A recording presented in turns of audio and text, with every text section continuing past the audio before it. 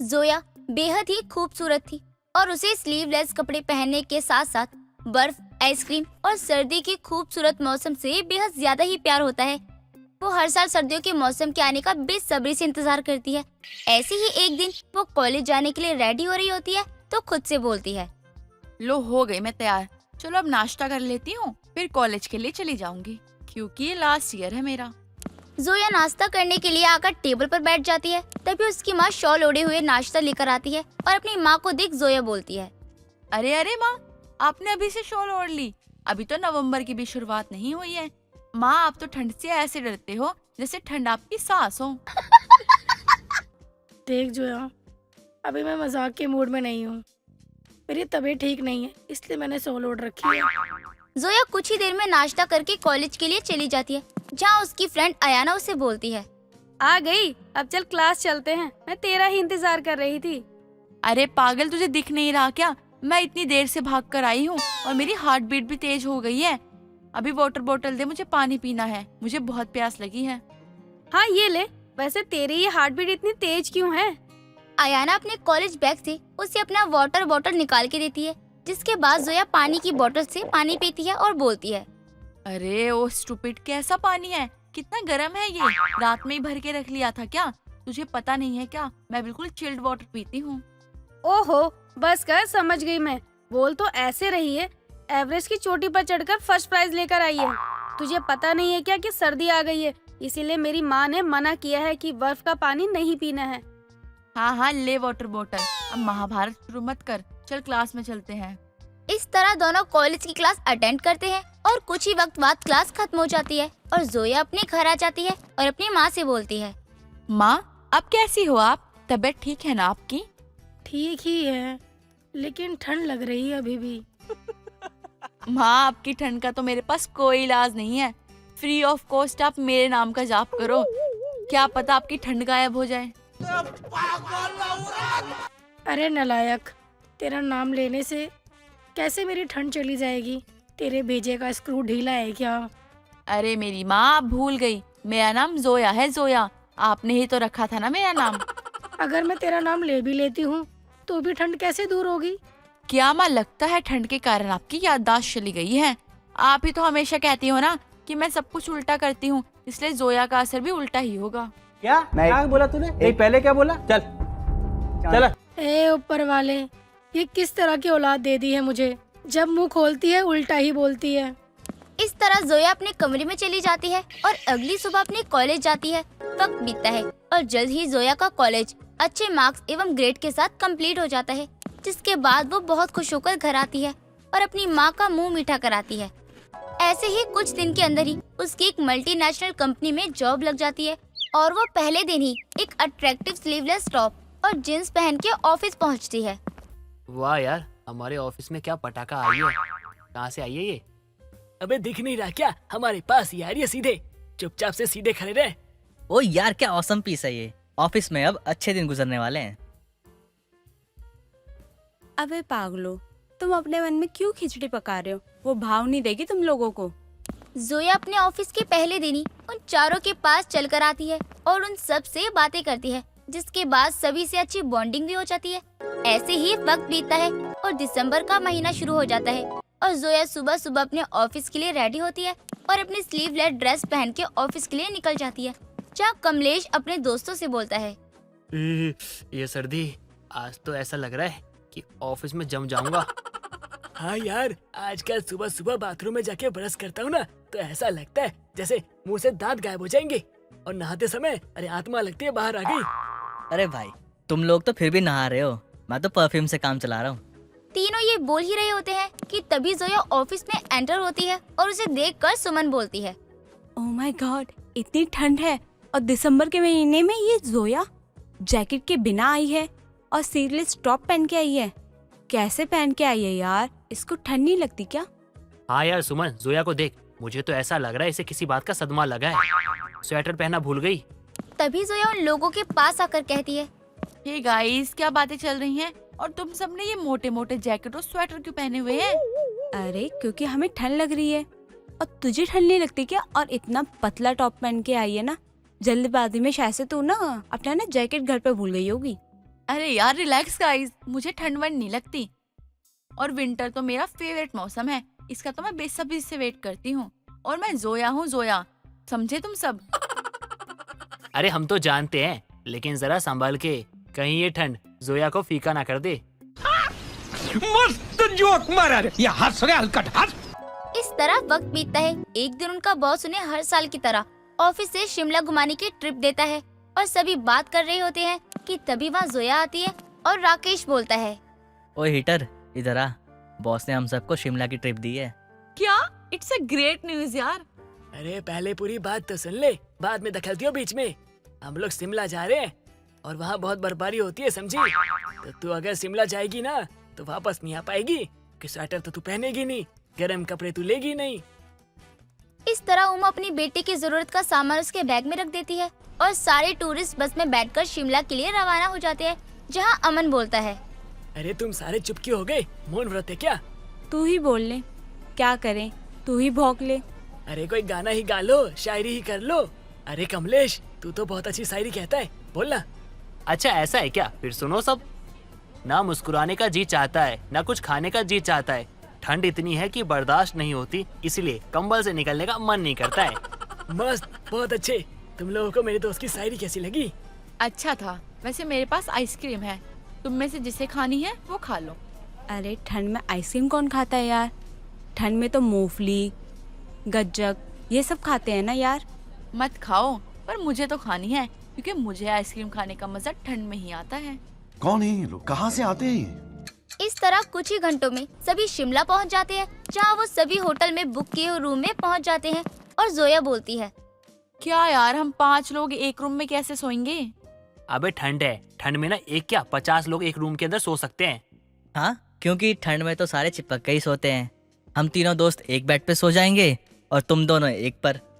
इस तरह कुछ देर में रात होती है। वो लोग होटल में खाना खाते हैं, लेकिन जोया अपनी आदतों के कारण इस कड़ाके की ठंड में भी आइसक्रीम खाती है, साथ ही काफी ज्यादा कोल्ड ड्रिंक भी पीती है। ये देखकर अमन बोलता है, जोया, हम इस वक्त शिमला में हैं, समझ में आता है तुझे कुछ? यहाँ भी ठंडी ठंडी चीजें खा रही है और स्वेटर तो पहनना नहीं है तुझे। अरे इतना पतला कपड़ा कौन पहनता है, वो भी इतनी ठंड में? अरे समस्या हो जाएगी तुझे। ओ जोया, बस भी कर यार। इतनी ठंड में ना तू ऐसे भी मजा ले रही है ना, तो को भारी ना पड़ जाए ये ठंड। अरे यार अब बस करो, चलो सोने, क्योंकि कल मुझे एक स्नोफॉल एंजॉय करनी है। इस तरह वो सभी सोने चले जाते हैं और अगली सुबह होती है और जोया को अपने गले में खराश महसूस होती है। साथ ही उसे ठंडी आइसक्रीम खाने के कारण उसे बुरी तरह से कोल्ड हो जाता है। खत्म, bye bye, tata, goodbye. Suman उठकर वॉशरूम में नहाने चली जाती है और वॉशरूम से निकलने के बाद बोलती है, यार ये गीजर के पानी से नहाने पे ना इतनी ठंड लग रही है यार। मैं तो कह रही हूँ तुम सब भी मत नहाओ यार। हाँ यार, भगवान का दिया हुआ बाथटब है, साबुन है, बाथरूम भी है, नहाने के लिए पानी भी है, लेकिन हिम्मत नहीं है। मैं तो कहता हूँ हाथ मुंह धो, मतलब समझ लो हो गया, नहा लिया।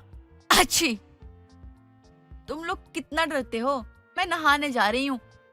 अच्छी। अरे बस कर, हमें पता है कि तुझे सर्दी से डर नहीं लगता, लेकिन देख अभी तुझे कोल्ड हो रहा है। अगर तू नहाने गई उसके बाद तुझे ठंड लग जाएगी, तू इसी शिमला में निपट जाएगी। हाँ, अब कोई नहीं नहाएगा, चलो बाहर चल के एंजॉय करते हैं। लेकिन जोया, मेरी मान तो तू कहीं मत जा, तू आराम कर, तुझे कोल्ड हो रखा है। ओए बस कर, मैं भी चलूंगी। तुझे नहीं पता क्या, विंटर मेरा फेवरेट मौसम है। अच्छी, एक तो मैं शिमला में हूँ अब तो मैं पक्का जाऊंगी। इस तरह सारे होटल के बाहर घूमने जाते हैं, जहाँ स्नोफॉल शुरू हो जाती है और सभी वहाँ एंजॉय करते हैं। लेकिन जोया बढ़ते कोल्ड के कारण उसकी बॉडी का टेम्परेचर लो हो जाता है और वो बेहोश हो जाती है। ये देख सारे दोस्त उसे डॉक्टर के पास लेकर जाते हैं, जहाँ डॉक्टर उसे चेक करके बोलती है, देखिए अब तो ये ठीक है, लेकिन आप अगर इन्हें टाइम पर लेकर नहीं आते तो हो सकता था कि इनकी जान चली जाती। इन्हें हाइपोथर्मिया के सिम्टम्स थे, सर्दी लग जाने के कारण इन्हें सांस नहीं आ रही थी, इसलिए इनकी तबीयत ज्यादा खराब हो गई थी। डॉक्टर ये बोल ही रही होती है कि जोया को होश आ जाता है और वो सब सुन लेती है, जिसके बाद सुमन बोलती है, अरे तुम पागल हो क्या, या तुम्हारा दिमाग खराब है? आज तुम्हारी लापरवाही के कारण ना तुम मर भी सकती थी, समझी ना? इतनी सर्दी के साथ ना मजाक मत किया करो तुम। हाँ तो डॉक्टर का धन्यवाद करो, उन्होंने तुम्हें बचाया है, उन्होंने सही समय पे तुम्हारा इलाज किया और तुम बच गई। I am so sorry to all. मुझे नहीं पता था कि ऐसा हो जाएगा। मैं अब अपना ख्याल रखूंगी और सर्दियों में कभी भी लापरवाही नहीं करूंगी, प्रॉमिस। इस तरह सर्दी के मौसम और अपने लापरवाह अंदाज से जीने वाली जोया को अक्ल आ जाती है। शहीद फौजी राम सिंह की 5 बेटियां हैं, जिनमें से कोई अपने पिता की ड्यूटी को संभालते हुए फौजी है, तो कोई अभी डॉक्टर बनने की तैयारी कर रही है। लेकिन इनमें से एक बेटी लोगों से हफ्ता वसूलती है, तो दूसरी नाइट क्लब में पब में रातें गुजारती है। तो अब ऐसे में क्या 5 बेटियों में से कौन सी ऐसी बेटी होगी जो अपने पिता का नाम खराब करेगी और कौन सी बेटी नाम बनाएगी? जानेंगे आज की हमारी इस कहानी में। दामिनी के पति राम सिंह एक फौजी थे जो अब इस समय दुनिया में नहीं है। वो अपने ड्यूटी के दौरान ही देश की रक्षा करते हुए अपनी जान गंवा देते हैं। ऐसे में अचानक से फौजी राम सिंह की पत्नी दामिनी पर उनकी 5 बेटियों की जिम्मेदारी आ जाती है, जिसमें से एक बेटी सीमा को राम सिंह के बदले की जॉब मिलती है और वो भी अपने पिता की तरह फौजी के कंबान संभालती है। एक रोज दामिनी सुबह के समय नाश्ते के साथ रिंकू और रूही को ढूंढती है, क्योंकि खाने के टेबल पर अभी सिर्फ दामिनी की 3 बेटियां ही मौजूद थी।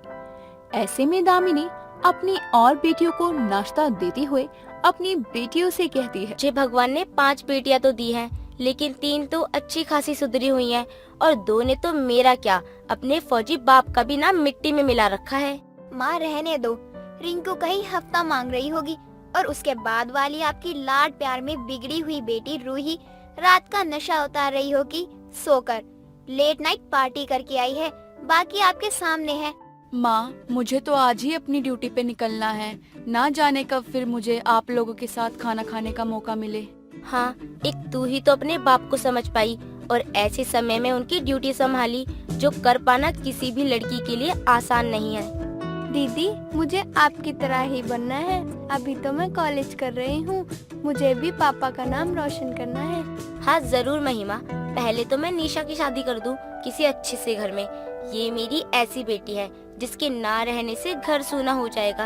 इतनी संस्कारी और समझदार है ये, मुझे मरने के बाद तुम्हारी चिंता नहीं सताएगी। माँ, आप ये क्या बोल रही हो? आपके बिना हम भी नहीं जी पाएंगे। फौजी राम सिंह की बड़ी बेटी निशा संस्कारी और समझदार थी। दूसरी बेटी सीमा अपने पापा के जाने के बाद उनका पद संभाल रही थी। तीसरी बेटी रिंकू हफ्ता ले रही थी, वो भी हर किसी से।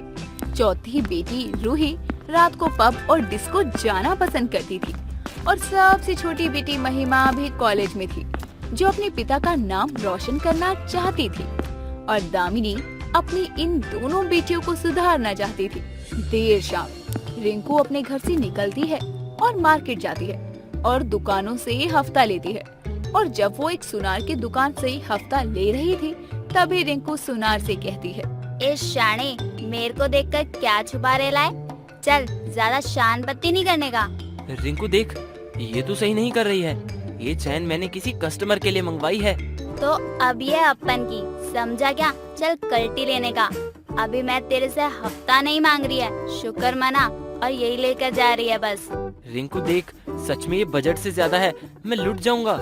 ये सुनकर अब रिंकू की नजर सुनार की दुकान की अंगूठी पर जाती है और रिंकू उसे पहनते हुए सुनार से कहती है, चल अब रिंकू को तेरे दुकान का ये अंगूठी भी रवाज लगेला है।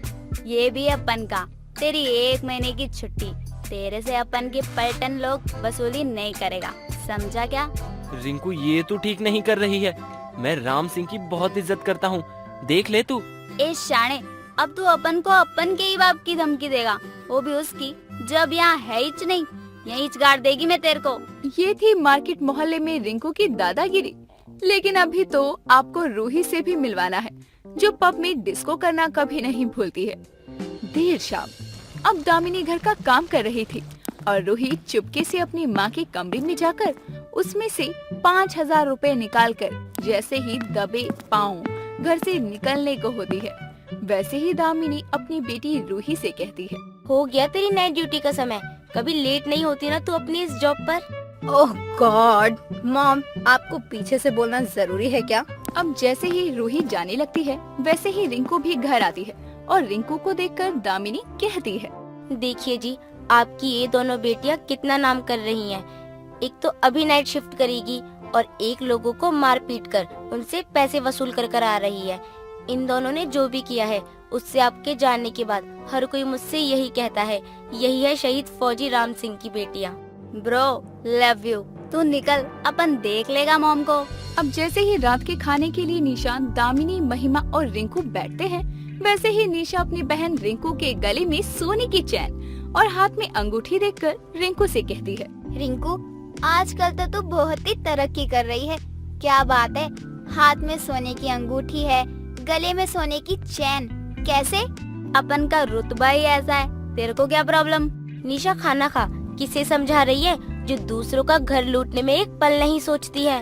अब इधर रूही पब में ज्यादा पीने के बाद पब के मालिक से बहस कर लेती है और पब के मालिक को पुलिस बुलानी पड़ती है।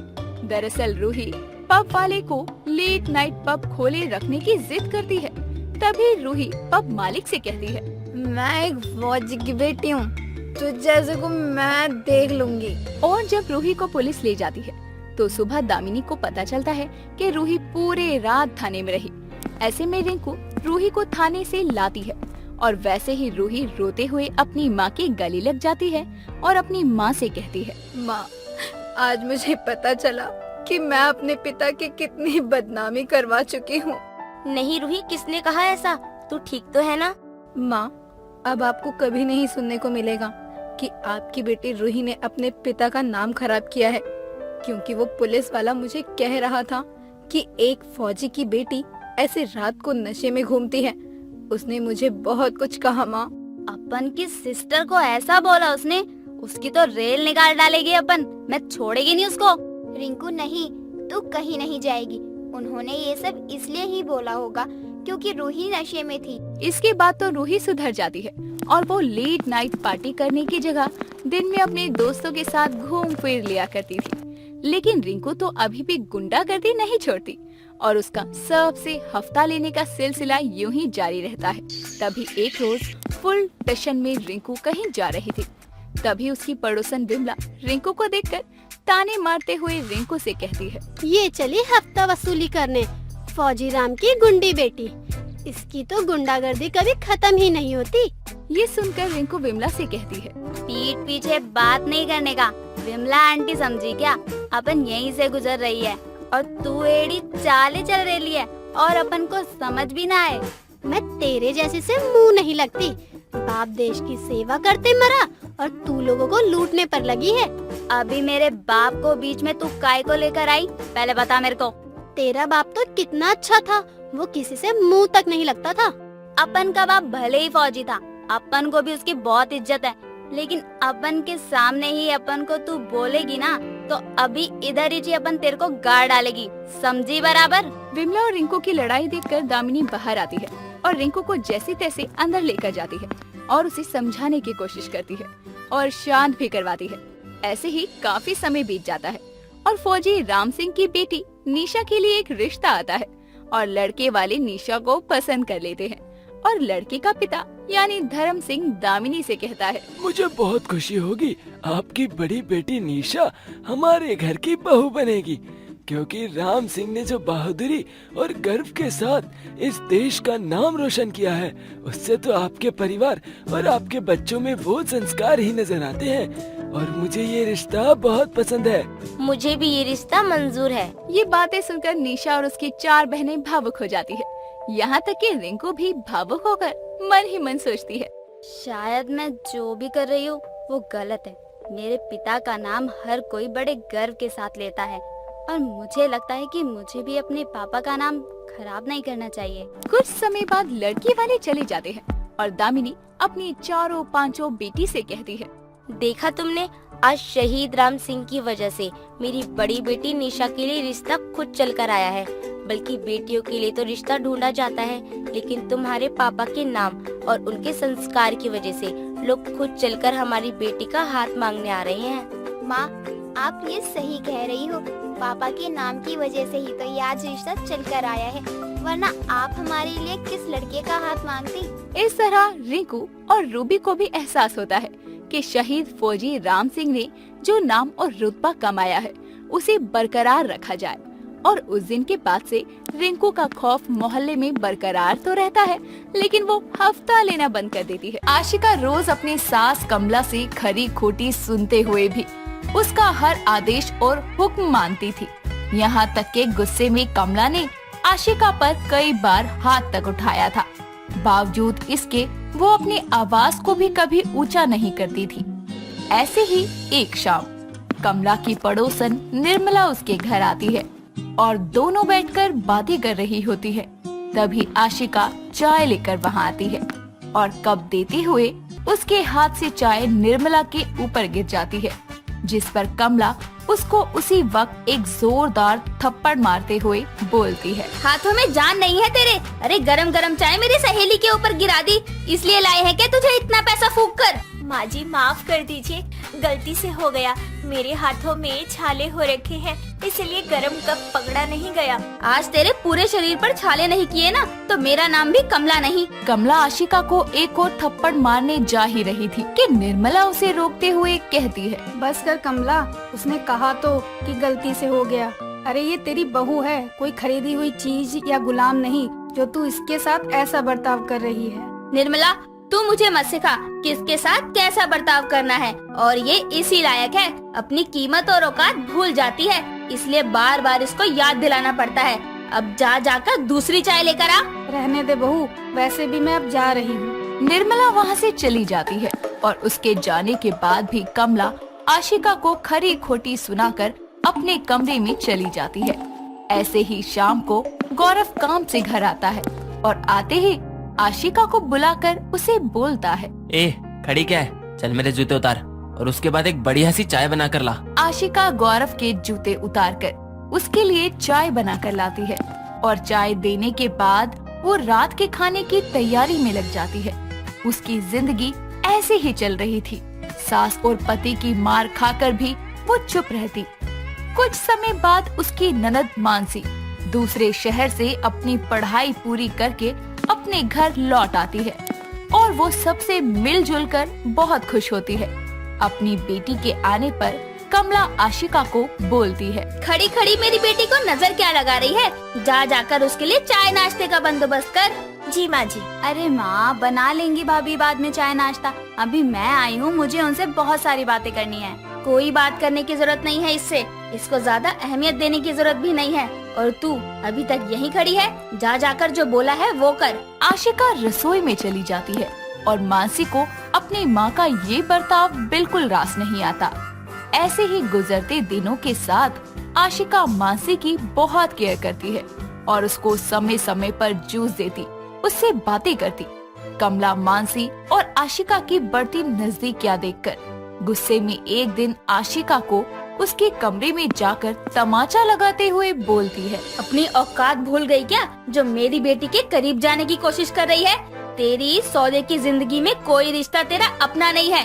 तू बस इस घर में खरीदी हुई चीज से ज्यादा कुछ भी नहीं है, समझी? इसलिए अपनी हदें पार मत कर। माफ कर दीजिए माँ जी, दोबारा ऐसा कभी नहीं होगा। ये माजी शब्द लोगों के सामने बोला कर बस। असल में तेरा मेरा रिश्ता एक मालिक और गुलाम से ज्यादा कुछ नहीं है। आशिका और कमला की सारी बातें दरवाजे पर खड़ी मानसी छुप कर सुन लेती है और वो अपनी माँ के कमरे से निकलने के बाद आशिका के पास आकर बोलती है, भाभी, माँ ने आपसे क्या बोला अभी?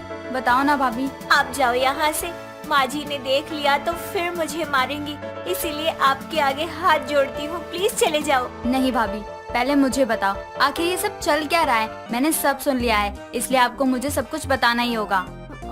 वो मैं एक। आशिका कुछ बोलती इससे पहले ही कमरे में गौरव आ जाता है और आशिका को मानसी से बातें करता देखकर कहता है, छोटी तू यहाँ क्या कर रही है? वो भैया, मैं भाभी से बात करने आई थी। बातें बाद में कर लियो, जा, पहले माँ बुला रही हैं, उनको तुझसे कुछ जरूरी काम है। मानसी को ना चाहते हुए भी आशिका को अकेले छोड़कर जाना पड़ता है और उसके जाते ही गौरव आशिका को बालों से पकड़कर बोलता है, तू मेरी बहन को अपनी सच्चाई बताने जा रही थी कि तू एक खरीदी हुई चीज है और एक सौदे की जिंदगी जी रही है। नहीं नहीं गौरव जी, मुझे छोड़ दीजिए, मैंने ऐसा कुछ नहीं बताया। तेरे लिए अच्छा यही होगा कि तू चुपचाप जैसा चल रहा है वैसा चलने दे। मानसी कुछ टाइम के लिए आई है, वैसे भी उसकी नौकरी दूसरे शहर में लगने के बाद वो वहीं वापस चली जाएगी। जब तक अपनी ये जुबान बंद रखियो। आशिका की जिंदगी किसी नरक से कम नहीं थी।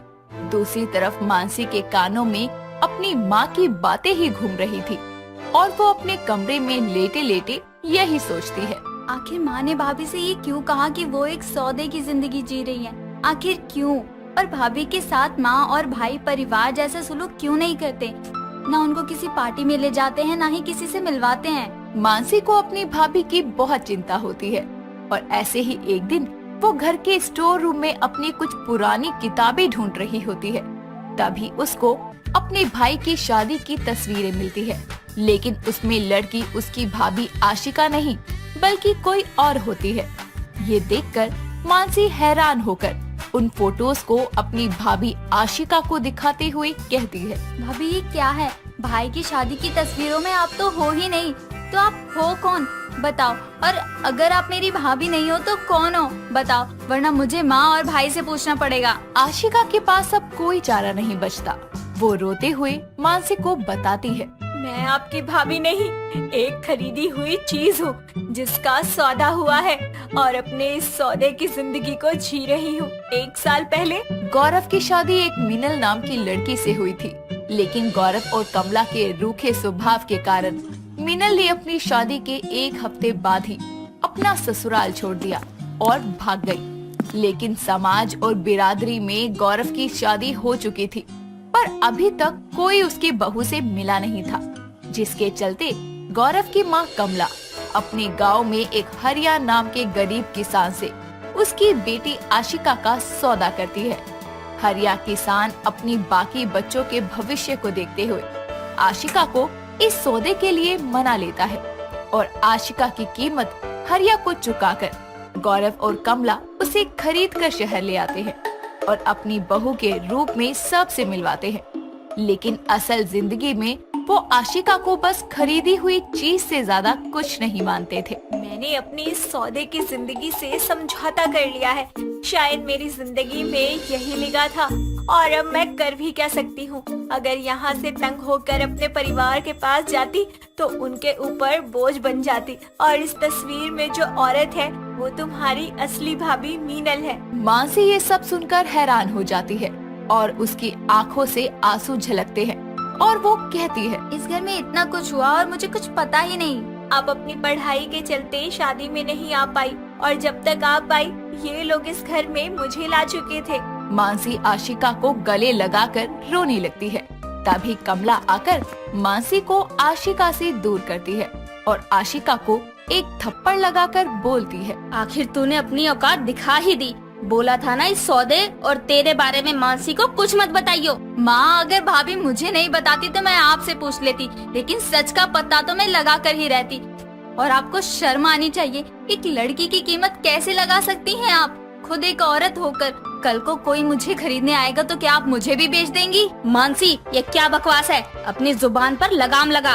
अरे सौदा किया तो किया, इनको इस्तेमाल भी एक चीज की तरह किया आपने। मारा पीटा और न जाने कितने अत्याचार किए और ये बेचारी सौदे की जिंदगी जीती रही। लेकिन अब नहीं, मैं भाभी को अपने साथ लेकर जा रही हूँ। अब से ये मेरे साथ रहेंगी और अगर आपने या भाई ने इस मामले में टांग अड़ाई तो मैं पुलिस को कंप्लेन कर दूंगी कि आपने एक इंसान की तस्करी की है। मानसी आशिका का सारा सामान पैक करके उसको अपने साथ ले जाती है और कमला व गौरव कुछ नहीं कर पाते।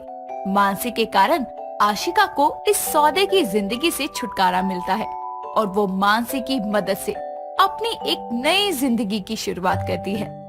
दोस्तों, अगर आपको ये कहानी पसंद आई तो इसे लाइक करें, शेयर करें और कमेंट करके बताएं कि कहानी में आपको सबसे अच्छा क्या लगा।